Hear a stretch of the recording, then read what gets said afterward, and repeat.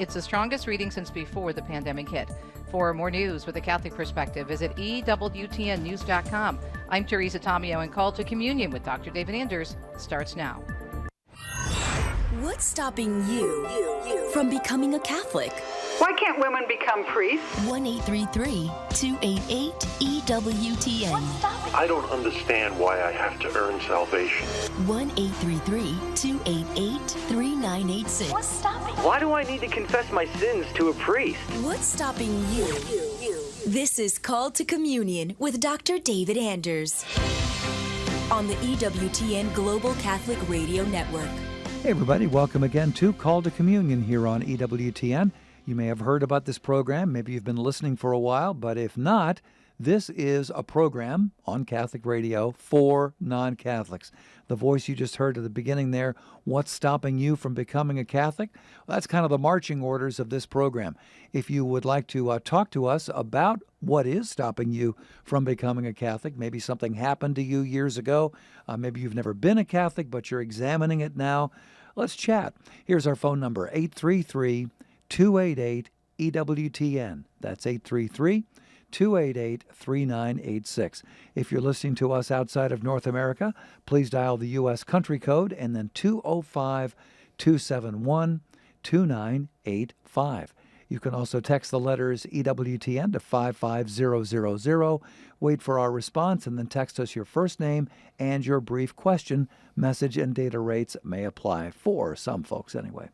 We're also going to get to some emails, and you can do that by sending us an email. ctc@ewtn.com is the address, ctc@ewtn.com.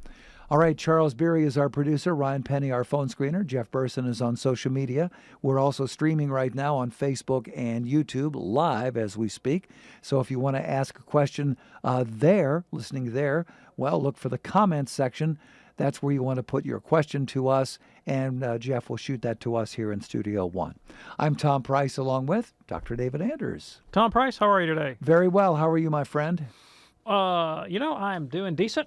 I'm glad to hear that. We're going to lead off here, and it kind of made me smile today because it seems like every show that we do, there's something in there about purgatory.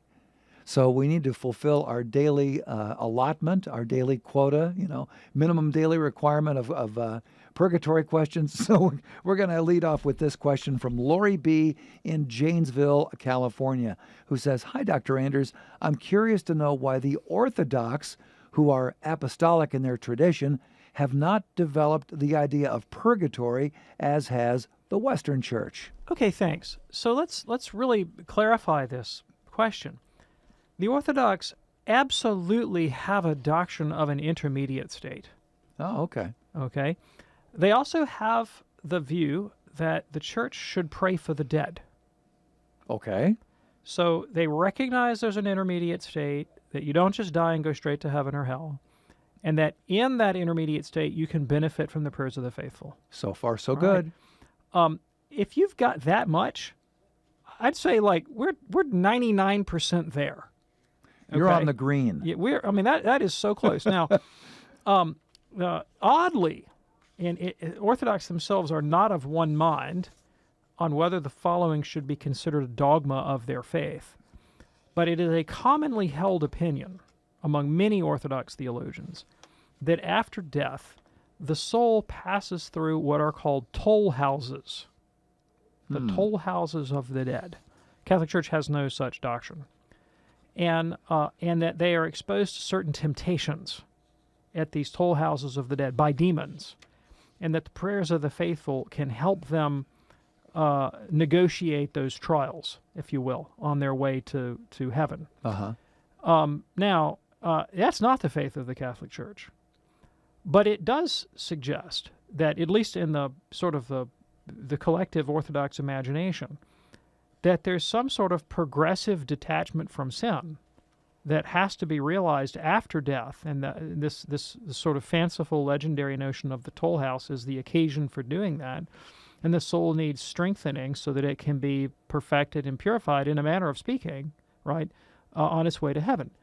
So they didn't formulate purgatory as a dogma the way the Latin Church did. And I think there are different reasons for that. And one of them is that the Orthodox have historically resisted the forensic and judicial language that the Latin Church uses to describe the process of salvation. And even though they also use this language, but it's muted in their tradition, language of merit and demerit and satisfaction. You can find that language in Orthodoxy, but they prefer other language and other metaphors, other idiom to express the drama of salvation.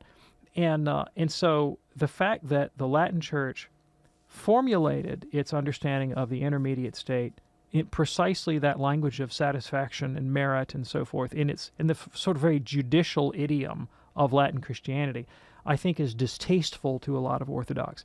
And then finally, like the Orthodox are resistant to any dogma that was formulated, by a Latin council or the Pope, and not in an ecumenical council in which the Eastern bishops themselves were active collaborators and participants, right? So they, like Filioque would be emblematic of this, right? While there are Orthodox theologians that dispute the Filioque clause in the Creed, there are others that accept it theologically, but just take offense at the fact that the Pope would promulgate it on his own authority. And something like that also goes on with the doctrine of purgatory. So, I don't think this needs to be a make or break issue for Orthodox Catholic unity. I think there's enough commonality in our understanding of the intermediate state and the afterlife and the Church's ministration on behalf of the dead that we got a lot of common ground. All right, very good. Thank you so much for your question, Lori. I must say, though, is that if there's a connection between this Toll House concept and Toll House cookies, now I might be in for that. I somehow don't think that they're imagining, unless, can you imagine like the Pillsbury Doughboy coming after you in the afterlife? Okay, one more question here, taking us to break from Carol. Years ago, as a Protestant, I heard something I believe to this day, the phrase, morality affects theology. I still believe that. Do you? Of course. Morality affects everything. How can it not? Yeah, so there's a social psychologist named Jonathan Haidt who has a book called The Righteous Mind, analyzing the dynamic of religious and political disagreement in society. And he argues and attempts to document with some empirical science a thesis that I find very compelling, namely that most moral theories are just an attempt at post hoc rationalization of prejudice and passion. Wow. In other words, the difference between intellectuals and everybody else is intellectuals use big words to try to get what they want. I like that. Very good, Carol. Hope that's helpful for you. In a moment, we're going to go to Greg in Amherst, New Hampshire, also Kelly in Fort Worth, and there's a line for you right now at 833-288-EWTN for Call to Communion. Stay with us. We need to pray because God says to pray. We don't need to pray to change God's mind. We pray because that is our big connection to the Almighty. Do we need it? Like we need air? Like we need water? Yep. Because if, in fact, God is the ultimate reality, more reality than air and water, then we do need to pray as much as we need to breathe. My wife and I are former Protestants who are considering converting to the Catholic Church. Thank you, Jesus. And we wanted to ask you about what the Catholic view of purgatory would be. I have a religious teacher who tells us women should be priests. How long do you have to be in that school? Mother Angelica answering the call. Sunday, 2 and 8 p.m. Eastern. Exclusively on EWTN Radio. Check out EWTN's official YouTube channel. Just follow the link on our homepage at EWTN.com or go to YouTube.com/EWTN. Watch EWTN's live shows or today's homily from the Daily Mass. Click the upload button to see our most recent clips. You can also find all of EWTN YouTube content by clicking the playlist button. It's all on the official EWTN YouTube channel at YouTube.com/EWTN.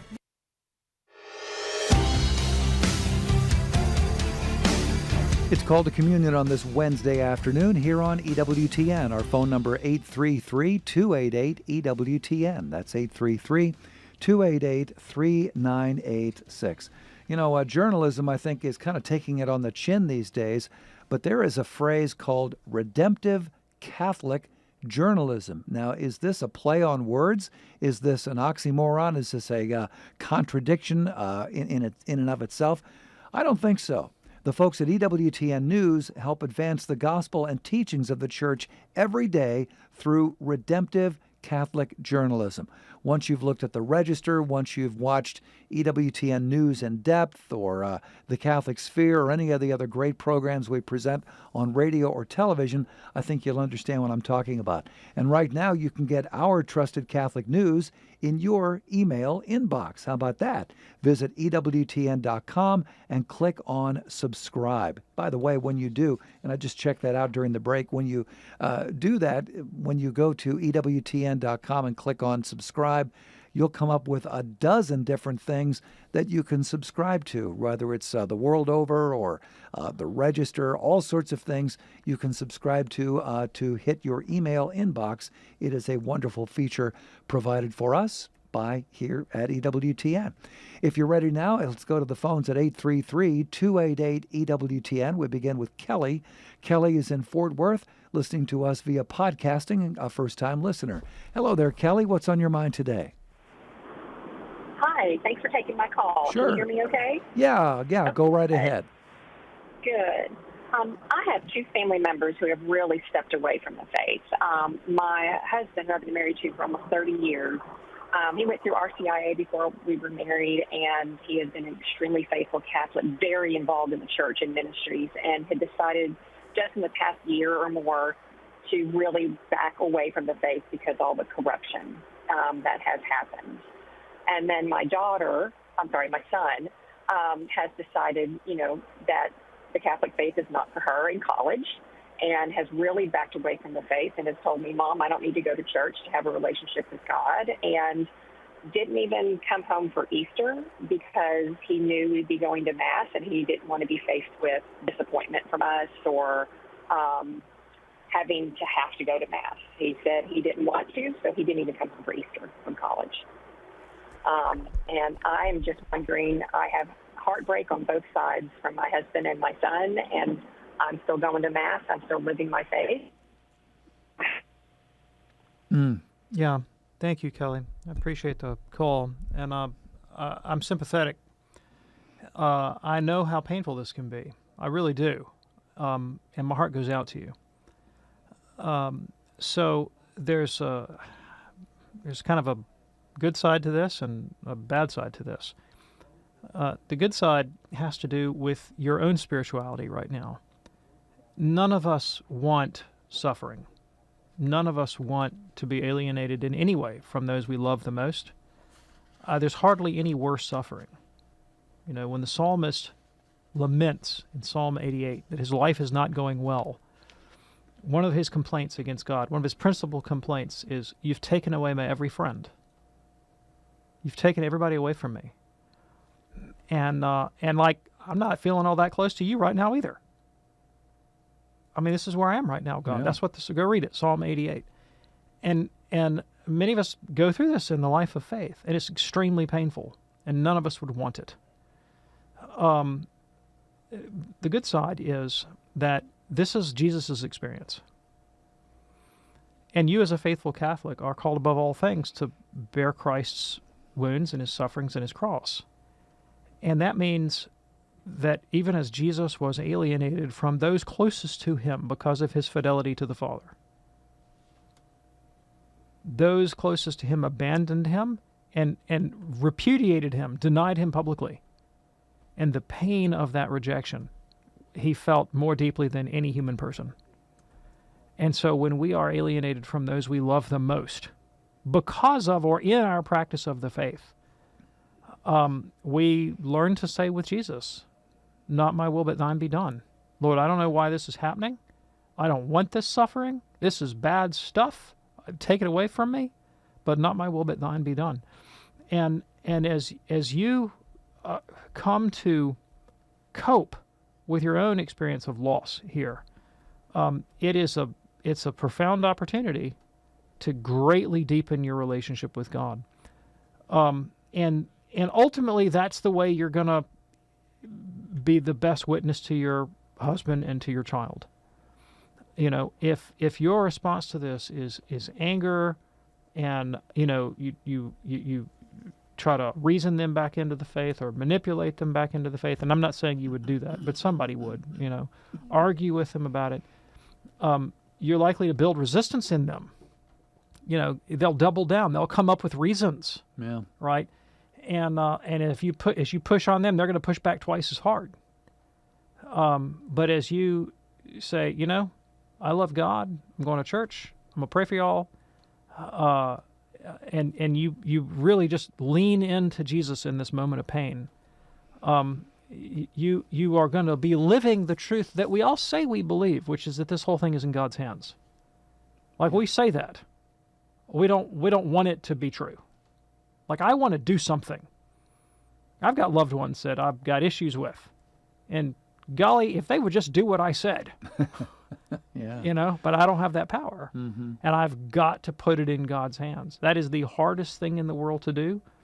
But it is the everything and the only thing that we put it in God's hands. And we say, it is good. I am grateful. God is good. He's in control. He's got this. I don't have to. And I know how painful that is. But it was painful for Jesus too. All right. Now, with respect to your husband, in terms of his reasons, these aren't the reasons. I don't think they're the reasons. I really don't. I think because like, you have 10 Catholics in a room. Every one of them learns about the same corrupt bishop.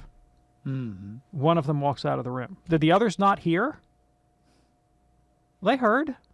Why did the 9 stay? Right? There's something else pastorally or spiritually going on in his life that has made this a particularly neuralgic point for him. Right? It doesn't have to be. Look, none of us want to have bad bishops. None of us want to have bad priests. Now, personally, I've been blessed with some really good bishops and some really good priests. But I've known some humdingers too, right? But you just don't become Catholic because you think that Father so-and-so is a great guy. He may or may not be a great guy, but if that's what motivates you to be Catholic, you're becoming Catholic for the wrong reason. I don't become Catholic because of some priest. I become Catholic because of Jesus Christ. Augustine of Hippo, who is one of my favorite guys on all the planet, wrote a book called On the Teacher, De Magistro. Uh-huh. And it's about learning and pedagogy and education and theory of knowledge. But he says someplace in De Magistro, he says, who would be so foolish as to send their child to school to learn what the teacher thinks? Yep. I don't send my kid to learn what the teacher thinks. Mm-hmm. I go so my kid learns how to think. Yeah. All right? I don't send my child to church to learn what the priest thinks. I send my child to church to learn how the church thinks. I don't send my child to church so that he can necessarily absorb that priest's holiness. Mm-hmm. Maybe, but maybe not. But so that he can be holy. Right. And so there's something else going on that the pastoral outreach of the church has failed to reach him for some reason.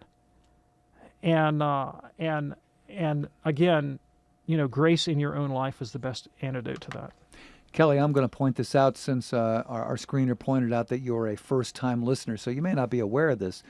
Both Dr. Anders and myself were both converts, and David came into the church in 2002, and there was some horrible stuff going on in the church in that era as well as the more recent era. Oh, I came in at the height of the media outrage about what was going on in Boston in particular. What a mess! And but see, I'm a medievalist by training. I came to the church through my reading of church history, and my response was, I'm not surprised when I find corruption in the church. I'm surprised by holiness. Yes. Right? Like, we've had corruption from day one, and it's endemic to the human condition. I'm not surprised when people are people. I'm surprised when they're saints. There you go, Kelly. Hope that's helpful for you, and thank you so much for your call. We will certainly keep you and your family in our prayers. That opens up a line for you right now. In fact, we have 3 of them open right now at 833-288-EWTN. That's 288-3986. Call to communion on this Wednesday afternoon here on EWTN. Greg is listening in Amherst, New Hampshire on YouTube, a first-time caller. Hey, Greg, what's on your mind today? Hey, Dave and Tom. It's so nice to see you guys sitting across from one another again. I'd like to get your thoughts, Dr. Anders, real quick on regarding Adam and Eve. When I sometimes have a discourse with different Protestants or people who take the Bible literally, what's the best way to have a discourse and explain to them a lot of times that was, perhaps they were real individuals. Sometimes they may have been somebody who were a way of using a story to get a point across. I wanted to get your take on that real quick, if you would, please. Yeah, thanks. So this is a great question. And if you would allow me to broaden it a little bit beyond Adam and Eve to the larger question, how do we as Catholics read the Old Testament? The whole thing, like not just Adam and Eve, but the whole thing. And the best way to get at that is to like actually look at how the Church reads the Bible, like look at some historical examples. Here's one. Go read Gregory of Nyssa, St. Gregory of Nyssa, The Life of Moses. It's a popular spiritual text. You find paperback copies of it for a couple bucks. It's easy to get a hold of. You might even be able to find it online. And the reason I recommend this book in particular is because when you read Gregory of Nyssa's Life of Moses, you're scratching your head going, how did he get that out of the life of Moses? And his use of allegorical interpretation is so free and so creative, but also illuminating, that you recognize, okay, all right, this is like 5 million miles away from fundamentalism. I mean, it's profoundly respectful of the text. Yes. It's a sacred text. But he is just not reading this as some sort of straightforward historical narrative that's giving me like just factual chronicle of ancient history or biology or geology or anything like that. The issues that he's raising, the questions he's raising, the answers he's raising are completely different. St. Augustine, when Augustine reads the book of Genesis, and you find this in book 13 of the Confessions, he sees the creation narratives as an allegory for God's creation of the church.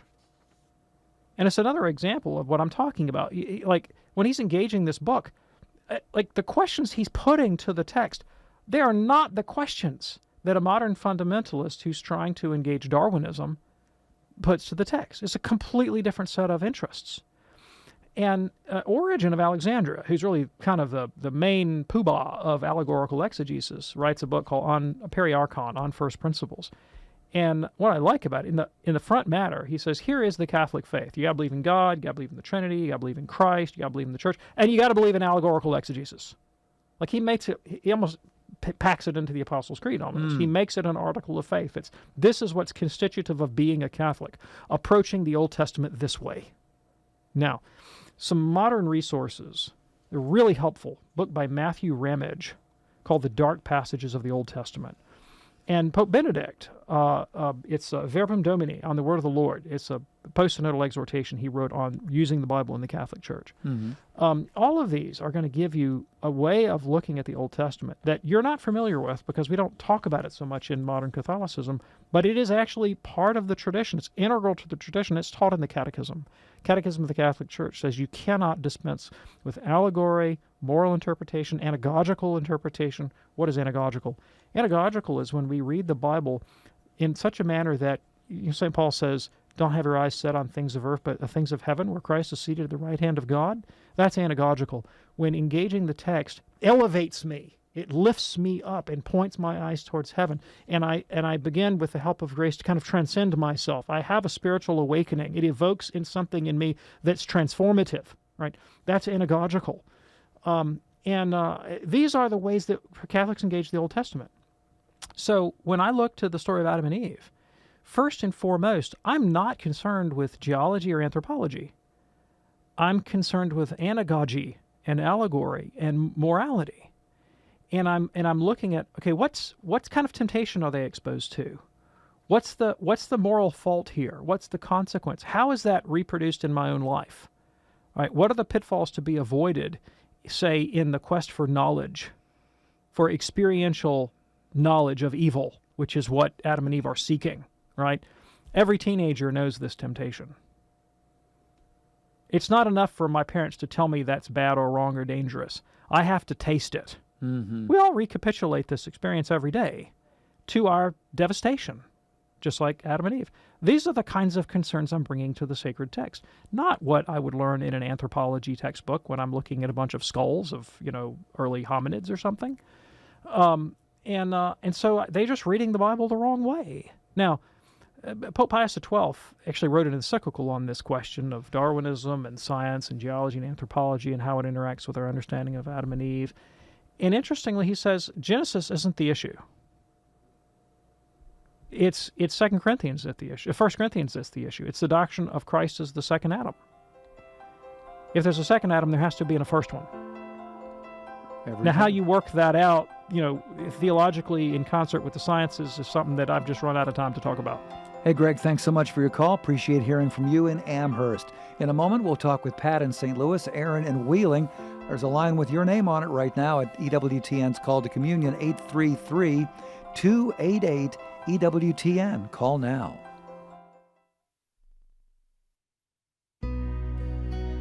The words of Blessed Carlo Acutis. When we face the sun, we get a tan. But when we stand before Jesus in the Eucharist, we become saints. By standing before the Eucharistic Christ, we become holy. 60 on 10 with Monsignor Charles Pope. The sixth commandment, you shall not commit adultery. This commandment is wide-ranging in its implications. It forbids us not only from committing the very act of adultery, but also other sexual sins such as fornication or premarital sex, watching pornography, and speaking lewdly.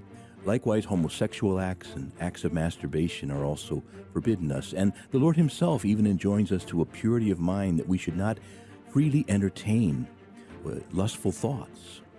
And so it's wide-ranging, it's challenging, but it's in service of the great sacredness of human life which comes from sexual activity. So we thank God for this great gift of sexuality, and we ask for his grace to live it with great reverence. The sixth commandment, you shall not commit adultery. For more about the 10 Commandments, visit EWTNRC.com. I would always hear from different people at non-Catholic churches that Catholics were going to hell or that they really didn't know who the Lord was. The Catholic Church is not all what people say it is. I mean, it's completely different. There's so many stereotypes.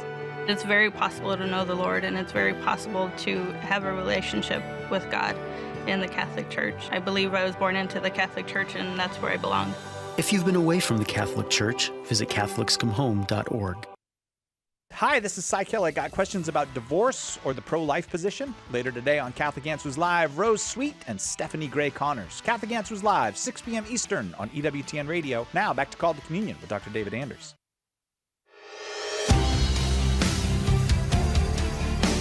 It's Called to Communion here on EWTN. Our phone number 833-288-EWTN. What's stopping you from becoming a Catholic? Let's talk about it on Call to Communion, 833-288-3986. We're going to get to Aaron in Wheeling in just a moment. First, a question from Albert watching us on YouTube today. This is actually a question regarding a document of Vatican II called Nostra Aetate. Yes. And Albert says, in view of this document, is it correct to maintain that if a Catholic becomes, let's say, a Buddhist and therefore rejects Jesus Christ, is he not putting his salvation at risk? Well, yeah, he's putting his salvation at risk. Sure.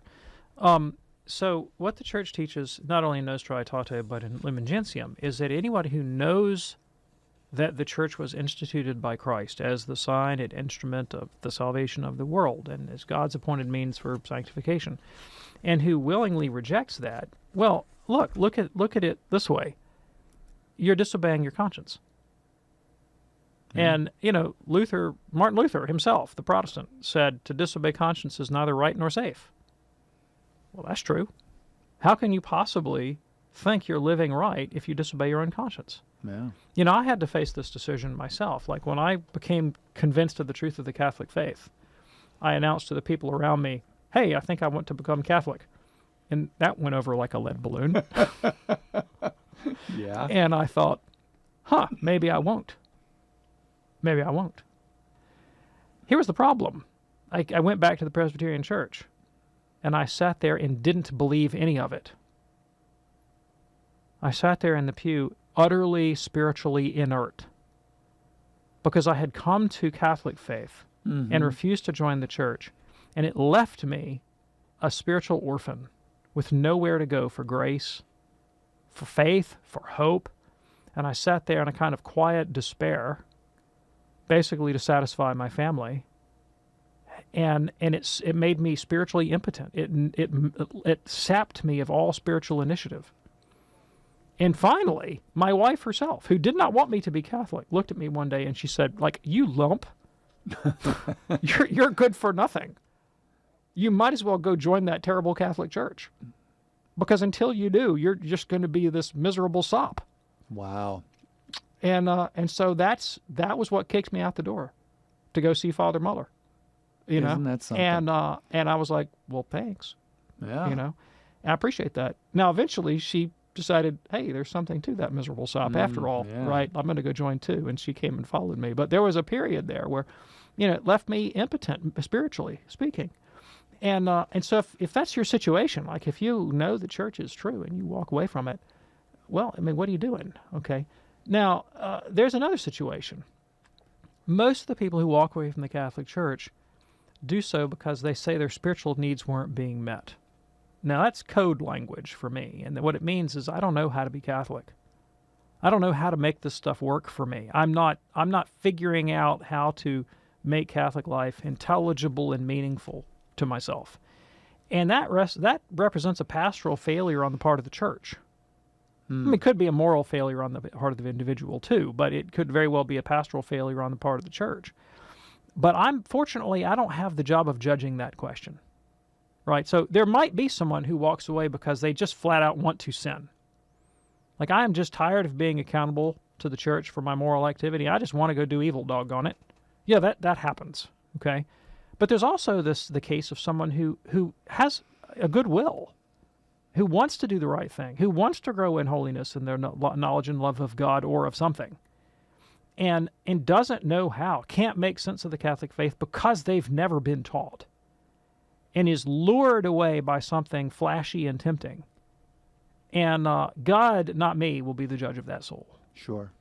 All right. Well, thank you so much for that great question there, Albert. And before we go to the phones, I just got to put in this little P.S. There was an employee here at EWTN, now retired, great guy, but back in the day, he was a Methodist minister. I know that guy. And great guy, and he started coming to the network to, go to the gift shop and talk to people here. And at one point, he said, well, I think I recognize the truth of the Catholic faith. So when I retire from being this Methodist minister, then I guess I'll become a Catholic. And whoever he was talking to said, think about what you just said. If this is what you believe to be true, how can you live this double life? You're almost like a secret agent here, a double agent. And that kind of motivated him. And he actually left that very lucrative position as a Methodist minister and became a Catholic, and eventually actually became an employee here at the network. Do you know that was the first person from EWTN I ever spoke to? No kidding. I was living in Birmingham, and I needed to meet some people who had been Protestant that became Catholic, and I didn't know how to meet those people, and I called up the Coming Home Network, Marcus Grodi, in Ohio. I said, I'm in Birmingham, Alabama, and I need to meet ex-Protestants who have become Catholic. Do you know any? And they were like... It's pretty funny. And they said, you live in Birmingham? I said, yes. They said, have you ever heard of EWTN? I said, never heard of it. Wow. I lived 5 miles away. Amazing. And they said, well, there's this little place in your backyard. Go out there and this guy will meet you. And that was my first trip to EWTN. Fantastic. Call to communion here on EWTN. 833-288-EWTN is our phone number, 833-288-3986. What's stopping you from becoming a Catholic? Let's go to Aaron now in Wheeling, West Virginia, listening on YouTube, a first-time caller. Hey, Aaron, what's on your mind today? Hi, thanks for taking my call. I've been in the process of joining the Catholic Church for a couple months now. I met with the priest, and at first he seemed like a little standoffish, like asking me why I wouldn't just go and look to join maybe like an easier to join like Protestant church. But he ended up getting me in contact with one of the church workers to meet up and talk about things. And we met up a couple times. The guy gave me his phone number. He's like, hey, text me. We'll set up times to meet once or twice a week, and we'll keep talking about these things. And he said, if you want to become a Catholic, you will become a Catholic. And he told me, I need to start going to Mass, so I've gone to a few of those. Mm-hmm. And now it's like I'm not getting any return texts. So basically my question is, I don't know what should I do next, because it's getting frustrating. Yes. I'm frustrated listening to you. Yeah, really. I'm very frustrated. So I know this story, unfortunately, and my heart goes out to you. So simplest piece of advice I can get you, change parishes. Change parishes. Yeah. All right. It is personal opinion. A priest should not try to set up obstacles to you becoming Catholic. Okay? And his answer, it really upsets me. Well, why would you want to join this church? Why don't you go join another one? Like, I'm sorry, that's not the attitude a Catholic priest ought to have. Nope. We've got the fullness of the truth and the fullness of the means of grace. And any Catholic priest who became a priest supposedly believes that and has committed his life to preaching that truth, to preaching the gospel of Jesus Christ in the Catholic Church and administering the sacraments, because it's true, because this is the way to God, because this is the way to holiness.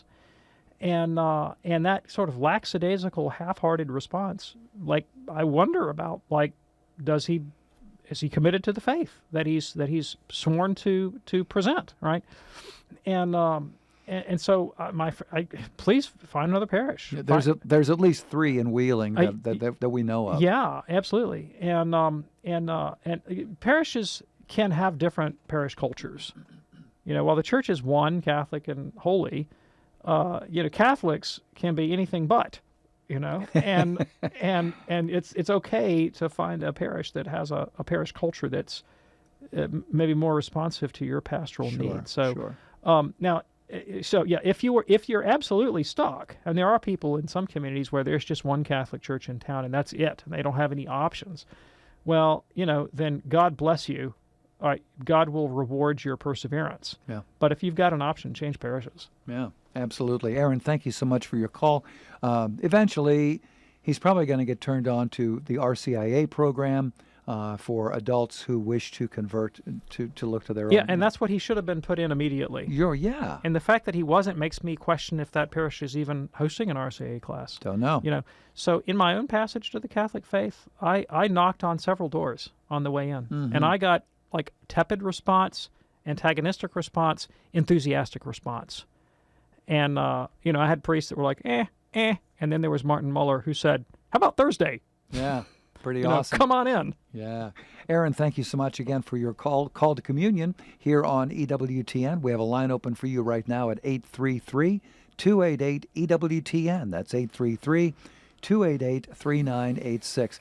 Pat is listening in St. Louis on Covenant Radio, our longtime partner there. Hello, Pat. What's on your mind today? Yes, thank you for taking my call. Okay, so sometimes, like, I will struggle with that you're going to have to do some suffering. Say, for an example, like you've got an upset stomach and you're going to get sick to your stomach, and you don't want that. And you pray to God, can you take this away from me? So is that really sinful? Or if you say, God, if I don't want this, but if it's your will, I still don't want it, but anyway. So, am I being sinful, a wimp, or what? Yes, thank you so much. I really appreciate the question.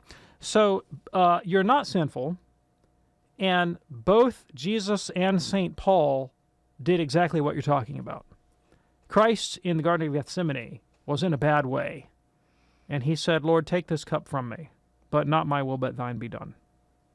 So Jesus asked for God to take the suffering away. Yeah. St. Paul tells us in 2 Corinthians chapter 12 that he experienced what he calls a thorn in the flesh. We don't know what that thorn was. We don't know if it was physical suffering, emotional suffering, spiritual suffering, relational suffering. We don't know. But he had some major trauma that was deeply, deeply painful to him. and he asked God 3 times to remove that cross from his life. And he said the word of the Lord to him was, "My grace is sufficient for you." Now, I just mentioned my pastor, Martin Muller. He has a beautiful saying. I love it. He says, God has 3 possible answers to any prayer. Yes, not yet, and I have a better plan. That's beautiful. It is. Lay all of your requests before God, whatever they may be, understanding that God may answer yes, not yet, or I have a better plan. Not my will, but thine be done, O Lord. Yeah, Pat, you are clearly in good company. Thank you so much for your call today here on EWTN's Called Communion, which is also the longtime home of our friend Johnette Williams. You can join her for Women of Grace tomorrow morning at 11 a.m. Eastern.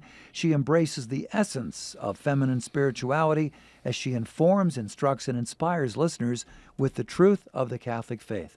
That is not just words on paper. That is the truth. Johnette lives it every day. It's a great program. Women of Grace, tomorrow morning at 11 a.m. Eastern, exclusively on EWTN Radio.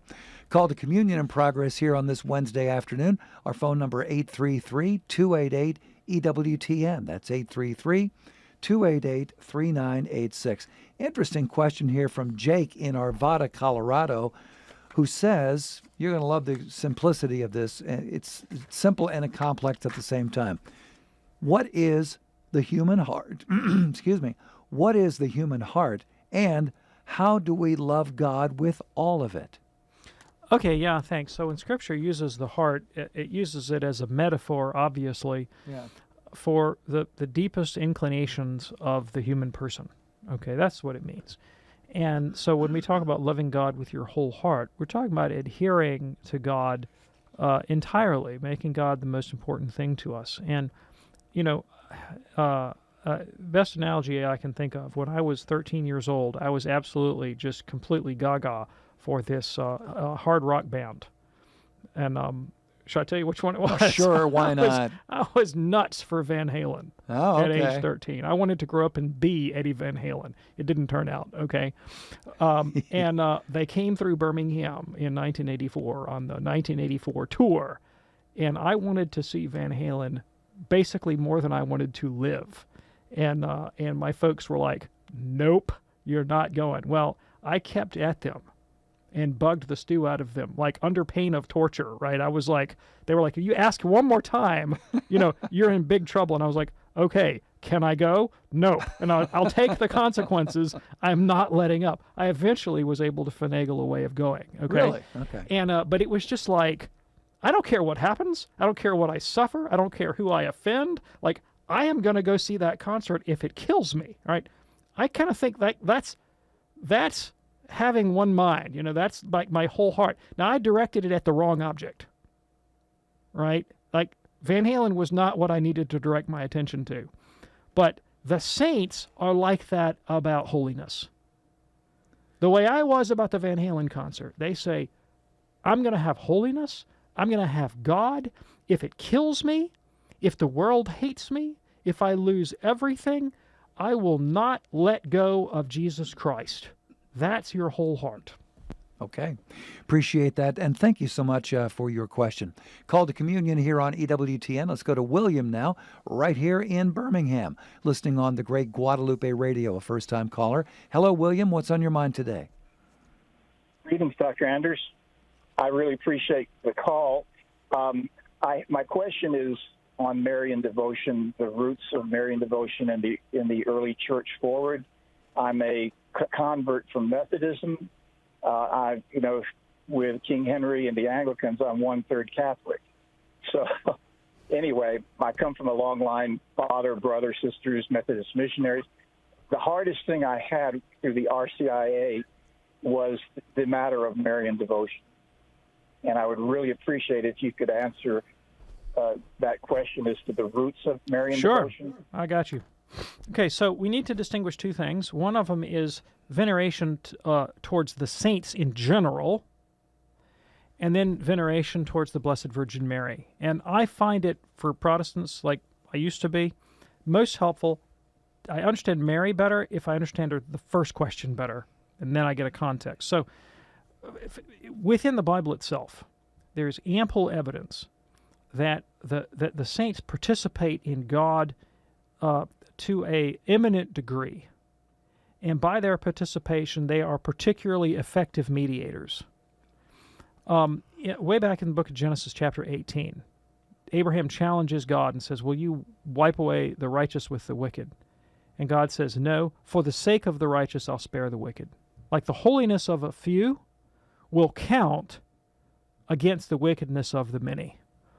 The last chapter of the book of Job, God says to Job's companions, "You guys are in big trouble. I don't like how you were talking. Ask my servant Job to pray for you, and I'll listen to him." Exodus, 32? God says, "I'm going to wipe out Israel." Moses says, says God, "Don't forget your promise to Abraham, Isaac, and Jacob." God says, "Okay, for your sake and for theirs, I'll spare everybody else." 2 Kings chapter 13. The bones of a dead man touch the relics of Elisha the prophet and come back to life.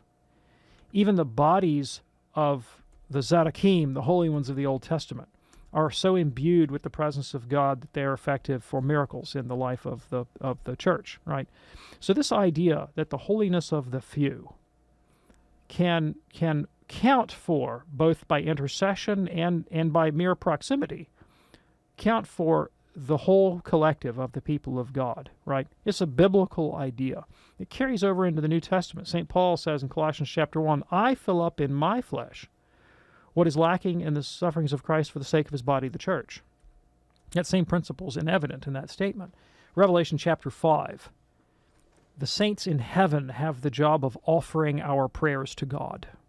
That's what the text says. The angels do the same thing, Revelation 8:3. Tobit chapter 12, Archangel Raphael says that his job is ministering our prayers before the throne of God. So this idea that the communion of saints, that we share in one another's prayers and merits, and that the holiest among us can intercede on behalf of the rest of us, that's a very biblical idea. St. James says the prayer of a righteous man availeth much. You other guys, not so much. But the prayer of a righteous man availeth much, and it continues after death. Therefore, in Christian antiquity, from the beginning, the church was venerating the relics of the martyrs and seeking their intercession. It goes back to the earliest strata of Christian history. In the 2nd century, one of the earliest martyrology in the church is that of St. Polycarp of Smyrna. And the text tells us that when he was martyred, the church gathered up his bones like so many treasures to keep them, right? The earliest physical structures of the church, the actual church buildings, were built on the tombs of the martyrs. The veneration of the martyrs came first. The shrines to the martyrs were the first sort of public expression of Christian worship and faith. St. Jerome, in the late 4th century, writes a text entitled Against Vigilantius, in which he poses the question, does the Bishop of Rome do wrong when he offers the holy sacrifice of the Mass over the bones of the martyrs Peter and Paul? But not the Bishop of Rome only, but all the bishops throughout the world. Peter Brown and Ramsay MacMullen, two historians of ancient Christianity, both testify. You can track the progress of Christianity in the ancient world by examining the advance in the cult of relics. The two things are coextensive. You cannot separate ancient Christianity from the veneration of saints and their relics. Like it is Christian faith that we believe in the communion of saints. That is the gospel. It's not an adjunct to the gospel. It's not an add-on. It's integral to the gospel that we are saved in and through and by a community of saintly intercession. Baked in. All right, that's baked in. That's what we are saved by, all right, in part. And there was more dispute in antiquity over the divinity of Jesus, or his humanity for that matter, than there was over the intercession of saints. It is Catholic with a big C and a small c in the fullest sense of the word. Now add in the Blessed Virgin. What is the ancient Christian belief about Mary? The 2nd century fathers of the church, earliest theologians in church history, unanimously declared Mary is the second Eve. That's her job description. That's who she is. She's not just a conduit. She's the second Eve. Eve wasn't just a conduit. She was an agent. I won't. Mary said, I will. So the book of Revelation associates her with Eve. Whereas we have the first Eve who falls to the serpent's wiles, the second Eve defeats the serpent in Revelation chapter 12 and becomes the mother of all those who believe in Jesus. That's what the text says. All right? So not only is she one of the saints who is holy and can pray for us, but she does so with a particularly eminent role, namely being the second Eve and the mother of God. So if it's okay for me to pray to St. Polycarp, if it's okay for me to pray to St. James, if it's okay for me to pray to St. Paul, how much better is it for me to pray to the Mother of God and all of the holiness that's packed into all those other Marian dogmas? So the earliest written Marian prayer extant, not necessarily the earliest Marian prayer, but the earliest one that textually that we actually have is called the Sub Tuum, and we have manuscript copies of this prayer from the 3rd century in Egypt. So very early in the tradition. And particularly in the context of persecution. The persecution of Roman Emperor Decius, around 250, wiped out a lot of Christians. St. Cyprian of Carthage died in that persecution. Origen died as a result of that persecution. And the Egyptian church recorded their invocation of the Blessed Virgin. Under your protection we fly, O Holy Mother of God. So then in the 5th century, at the Council of Ephesus, 430, when Nestorius had said, Mary's all right, she's okay, but we ought not to call her Mother of God, the whole church rose up in vehement protest and chanted, Mother of God, Mother of God, Mother of God. Let's have an ecumenical council. Yeah. And they declared that a dogma of the faith. Now, in the Middle Ages of the Latin Church, a lot of what you experience today as Marian devotion emerged in a culture of courtly love. So the kind of troubadour love poetry of the High Middle Ages and the culture of sort of courtly verbiage flows into the language of Marian devotion with that sort of flowery kind of business and the Queen of Heaven prayers and all that, the rosary. This is a medieval development that shows the signs of medieval courtly culture. Those things are accidental, meaning like they're not essential to Marian devotion. You can certainly pray them in their pious and hallowed prayers, but the core conviction is the saints pray for us, their prayers are efficacious, and Mary is the second Eve and the Mother of God, whose prayers are particularly efficacious. It doesn't matter so much that you pray this or that Marian devotion. The important thing is just have some devotion to the Mother of God. Okay. You find the one that works for you. Just have some devotion to the Mother of God. William, thank you so much for your call. We don't have time enough to go to Tommy in Champaign, Illinois, but let's ask his question. When is it okay to switch parishes? Oh, like anytime. Depending on your circumstances? Yeah, anytime. There's no, you're not, just because you register at a parish, you're not sort of canonically bound to that parish in any way. I mean, registration isn't even something indicated in the Code of Canon Law. It's just a convenience for the local community to keep track of who they need to send letters to. Okay. You can go to whatever parish you want to. There you go, Tommy. Thank you so much for your call. Sorry we couldn't get you on the phone, but at least we got your question answered. Hey, Dr. David Anders, thank you, sir. Thanks, Tom. Don't forget, we do the program Monday through Friday here on EWTN Radio. Excuse me. 2 p.m. Eastern with an encore at 11 p.m. Eastern. And check out the podcast anytime at EWTNradio.net. On behalf of Dr. David Anders, I'm Tom Price. We'll see you tomorrow right here on EWTN's Call to Communion. God bless.